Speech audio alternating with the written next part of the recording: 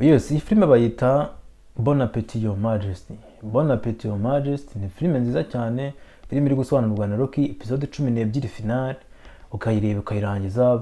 Ushobora kugera kuri website yacu www.films.com ukaba wabasha kuyireba. Ni filime nziza cyane, iri trend, abantu benshi bari kuyireba no kuri Netflix, ifite ranking nziza cyane.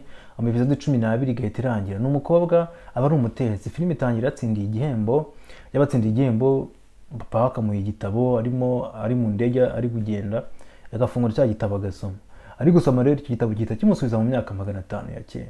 Mu myaka 500 ya kera asanga y'umwami, uwo mwami abakunda ibiryo, abazi no kubitestinga, nyine akamenya ko ibiryo biryoshye, akamenya ko bimeze neza, ku buryo iyo umutekeye ibiryo bibiri umutetsi w'ibwami byanageraga banabakwisha.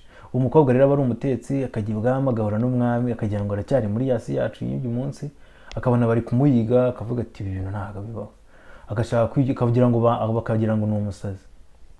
Akubitana n'umwami rero, umwami ari guhiga, umwami aba yagiye wenyine ari guhiga, bakaza abantu bashaka kwica umwami, akamutabara, akamufasha, akamutabara, ariko akamuzirika akavuga ati ngwino rero nkujyana ahantu ubone ubutabazi, akamufata nyine ngo amugeze nko ku bitaro. Ntabwo abazi ko ibintu by'ibitaro bitabaho kuko byasubiye mu myaka 500 ya kera. Umukobwa rero birangira atangiye, umwami aramufata kubera n'inzara, biriwe bagendana, umwami akamuha ibiryo, umwami akarya agahaga, ariko akumva ibyo biryo biraryoshye kubera ko umukobwa wibuke aba ari umushefu. Rero birangira umukobwa nawe ntabwo ari kubyizera ko umuntu ari umwami, avuga ati ni umuntu wasaze. Umwami rero ingabo ze ziza kumubona, bakamutabara, bamara kumutabara agafata uwo mukobwa bakagenda. Umukobwa aba yijyaniye n'undi baba basanze muri iyo nzu baba batabariyemo.